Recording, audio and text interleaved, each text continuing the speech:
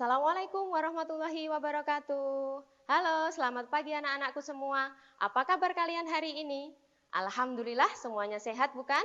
Nah, pada kesempatan pagi hari ini, Usfatur akan mengajak kalian untuk belajar tentang IPA. Tentu saja pelajaran yang menyenangkan, karena pelajaran IPA itu pasti membuat kalian merasa ingin tahu. Nah, sebelumnya Usfatur punya sesuatu buat kalian. Apa ya? Ini dia. Ada yang tahu ini apa? Iya, ini adalah buah mangga. Ada yang anak-anak di rumahnya punya pohon mangga yang sedang berbuah? Tentu saja banyak ya. Nah, pernah nggak anak-anak berpikir, bagaimana proses ketika sebuah pohon mangga bisa menghasilkan buah mangga yang sebesar ini? Apa yang anak-anak amati dari pohon mangga tersebut? Pasti pohon mangganya pertamanya akan mengeluarkan bunga. Nah, setelah berbunga, apa yang terjadi dengan pohon mangganya? Nah, bunganya akan rontok dan berganti dengan buah mangga yang ukurannya sangat kecil-kecil. Nah, setelah kalian tunggu beberapa bulan, buah mangga yang berukuran kecil tadi akan membesar dan menjadi buah mangga yang berukuran seperti ini, yang sudah matang dan siap kalian makan. Nah, pada hari ini kita akan belajar tentang bagaimana cara perkembangbiakan pada tumbuhan secara generatif. Yang tadi Usfatur terangkan ya, yang tentang hubungannya dengan buah mangga. Nah, sekarang perhatikan ke papan tulis di sebelah kiri Usfatur. Nah, apa itu perkembangbiakan tumbuhan secara generatif? Perkembangbiakan tumbuhan secara generatif adalah perkembangbiakan yang melalui perkawinan. Artinya, kalau melalui perkawinan berarti harus ada induk jantan dan induk betina, ya. Nah, pada tumbuhan perkembangbiakan secara generatif diawali dengan adanya proses penyerbukan. Apa itu penyerbukan? Penyerbukan adalah jatuhnya serbuk sari di atas kepala utik. Nah, nanti kita lihat ya, bagian mana yang disebut dengan serbuk sari, bagian mana yang disebut dengan putik.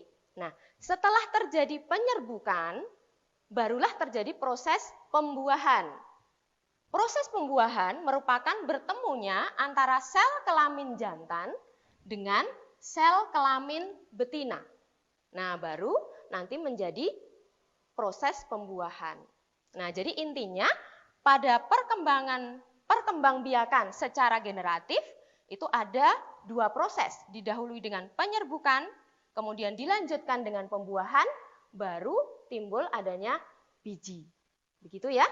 Nah, sekarang kita lihat, karena tumbuhan mangga itu bunganya sangat kecil, kita cari bunga yang lebih besar. Nah, di sini Usfatur punya contoh bunga sepatu ya. Bunga sepatu kan ukurannya lebih besar ya daripada bunga pohon mangga.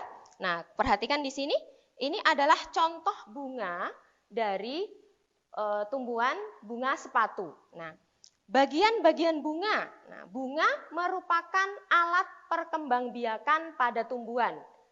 Nah, karena di dalam bunga itu terdapat alat kelamin jantan dan alat kelamin betina. Nah, bagian dari bunga itu apa saja? Kita lihat di sini.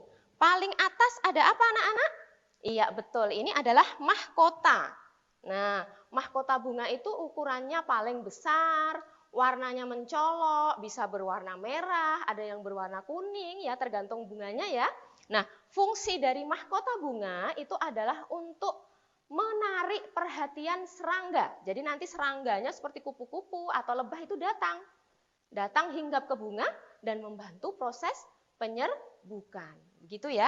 Kemudian yang kedua, yang bagian bawah ini namanya adalah kelopak bunga. Nah, ini bagian bawah ini yang seperti daun tapi ukurannya agak kecil ya. Di bagian bawah namanya adalah kelopak bunga. Nah, kelopak bunga itu berfungsi untuk melindungi bunga saat bunga tersebut masih kuncup. Jadi, biar bunganya tadi tidak dirusak oleh hewan dan lain sebagainya, maka harus dilindungi oleh kelopak bunga. Paham? Oke, kita lanjut ya. Yang berikutnya ada dasar bunga. Nah, ini bagian paling bawah dari sebuah bunga. Nah, dasar bunga itu adalah tempat melekatnya kelopak bunga dan mahkota bunga. Nah, jadi biar nanti dia tidak mudah jatuh, jadi harus melekat di dasar bunga. Nah, kemudian ini yang paling atas ini dari sini sampai sini disebut dengan benang sari, ya. Bagian paling atasnya adalah kepala sari.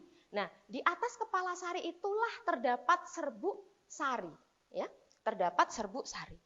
Kemudian yang ini dari atas sampai bawah ini namanya adalah putik, ya. Bagian paling atasnya disebut dengan kepala putik. Yang bagian tengahnya adalah tangkai putik, ya. Nah, di kepala putik itu nanti tempat jatuhnya benang sari atau serbuk sarinya tadi.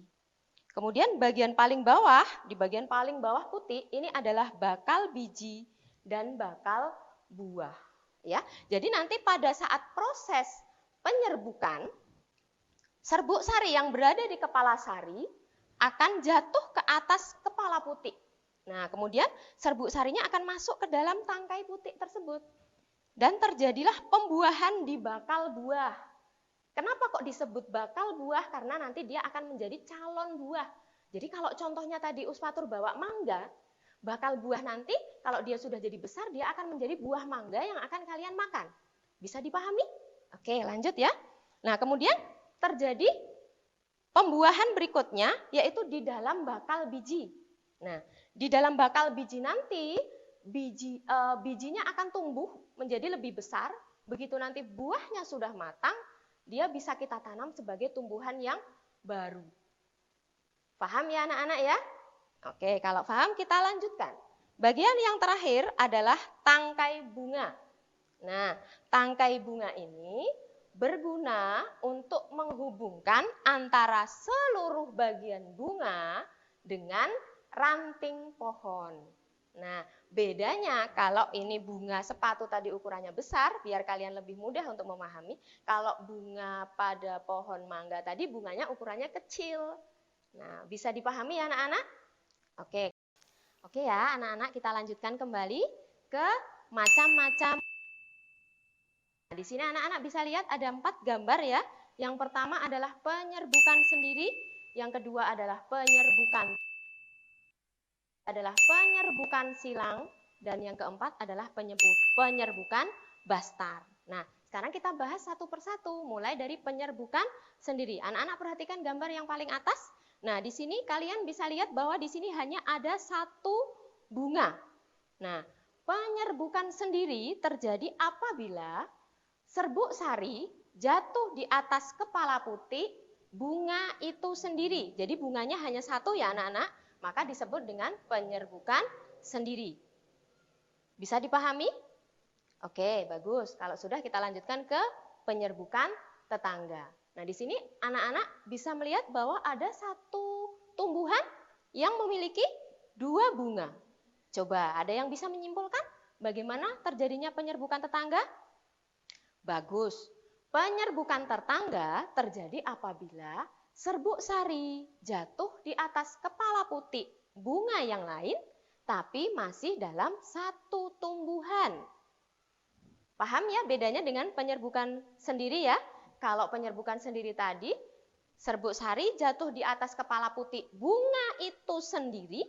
Kalau penyerbukan tetangga terjadi apabila serbuk sari jatuh di atas kepala putik bunga yang lain, tapi masih dalam satu tumbuhan. Bisa dipahami? Oke, kita lanjutkan ke penyerbukan yang ketiga, yaitu penyerbukan silang. Nah, di sini ada 2 tanaman. Warnanya sama. Ada yang bisa menyimpulkan? Hebat. Penyerbukan silang terjadi apabila serbuk sari jatuh di atas kepala putik bunga yang lain, tanaman yang berbeda, tapi masih satu jenis. Usfatur beri contoh misalkan mawar merah dengan mawar merah, mawar putih dengan mawar putih. Begitu ya. Nah, yang terakhir penyerbukan bastar. Nah, bedanya apa dengan penyerbukan silang?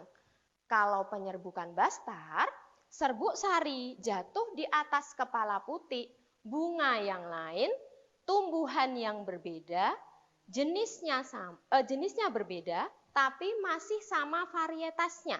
Maksudnya apa sih kok bingung, Us? Kalau yang penyerbukan silang tadi kan misalkan mawar merah dengan mawar merah atau mawar putih dengan mawar putih. Tapi kalau penyerbukan bastar, varietasnya sama tapi jenisnya berbeda. Contohnya mawar merah dengan mawar putih. Nanti hasilnya apa? Mawarnya berwarna pink, contohnya seperti itu. Atau mawar merah sama mawar yang berwarna kuning. Nah, itu masuknya yang penyerbukan bastar. Paham ya anak-anak ya? Oke, kita lanjutkan. Jenis-jenis penyerbukan berdasarkan perantaranya. Nah, contoh misalkan tadi tumbuhan mangga atau pohon mangga ya, bunganya kan kecil-kecil. Penyerbukannya dibantu apa? Nah, contoh bisa dibantu angin. Nah, proses penyerbukan yang dibantu angin itu disebut dengan penyerbukan anemogami. Apa tadi? Kita ulang ya. Anemogami. Artinya penyerbukan tersebut dibantu oleh angin. Ciri-cirinya apabila tumbuhan tersebut memiliki serbuk sari yang ukurannya sangat kecil atau halus sekali, ya. Jadi bisa mudah ditiup oleh angin. Kemudian tangkai sarinya panjang. Nah, ini ya diberi contoh di gambar ini adalah rumput-rumputan, ya. Kemudian serbuk sarinya kecil tadi, tangkai sarinya panjang, serbuk sarinya ukurannya kecil dan ringan. Jadi mudah ditiup oleh angin. Ya. Yang kedua, penyerbukan yang dibantu oleh hewan. Nah, anak-anak bisa lihat di sini ada bunga matahari yang dihinggapi oleh kupu-kupu. Jadi, penyerbukannya dibantu oleh hewan. Bisa kupu-kupu, bisa lebah, bisa lalat, ya, biasanya serangga sih. Nah, penyerbukan yang dibantu oleh hewan disebut dengan penyerbukan zoidiogami. Oke, kita ulang ya. Zoidiogami. Nah, jadi penyerbukannya dibantu oleh serangga tersebut tadi, kupu-kupu, lebah, atau mungkin serangga-serangga yang lain. Ya. Yang berikutnya, yang bawah adalah penyerbukan yang dibantu oleh air. Nah, biasanya penyerbukan yang dibantu oleh air tentu saja terjadi pada tanaman yang hidup di perairan. Contohnya seperti hidrilla, kemudian ganggang, ya, yang kalau kalian lihat di danau atau sungai, itu ada yang berwarna hijau mengambang di atas itu ya. Nah, itu adalah ganggang. Nah, ganggang proses penyerbukannya dibantu oleh air. Nah, proses penyerbukan yang dibantu oleh air disebut dengan hidrogami. Oke, kita ulangi. Hidrogami. Ya. Oke, yang terakhir, penyerbukan yang dibantu oleh manusia. Nah, kenapa kok harus dibantu oleh manusia? Karena biasanya bisa tangkai sarinya tertutup sehingga benang sarinya sulit untuk membuahi putik tadi ya. Nah, penyerbukan yang dibantu oleh manusia itu disebut dengan antropogami. Kita ulang, antropogami. Contohnya terjadi pada tanaman salak, kemudian vanili. Nah, itu penyerbukannya dibantu oleh manusia. Nah, sampai di sini dulu anak-anak sudah jelas atau belum? Nah, jadi kita bisa simpulkan tadi contoh Uswatur bahwa buah mangga tadi, proses perkembangbiakan secara generatif yang terjadi pada tumbuhan mangga diawali dengan apa tadi? 1. Proses penyerbukan, yaitu serbuk sari jatuh di atas kepala putik. Kemudian terjadi pembuahan. Ya, dihasilkanlah buah mangga tadi yang bisa kita makan dan kemudian bijinya kita tanam menjadi individu yang baru. Oke anak-anak, sekian dari Usfatur. Nanti untuk tugas kalian di rumah adalah coba anak-anak gambarkan bagian-bagian bunga dan tunjukkan bagian-bagiannya serta fungsinya masing-masing. Kerjakan di buku catatan, nanti hasilnya kirimkan lewat WA ke Usfatur. Sekian dari Usfatur. Assalamualaikum warahmatullahi wabarakatuh.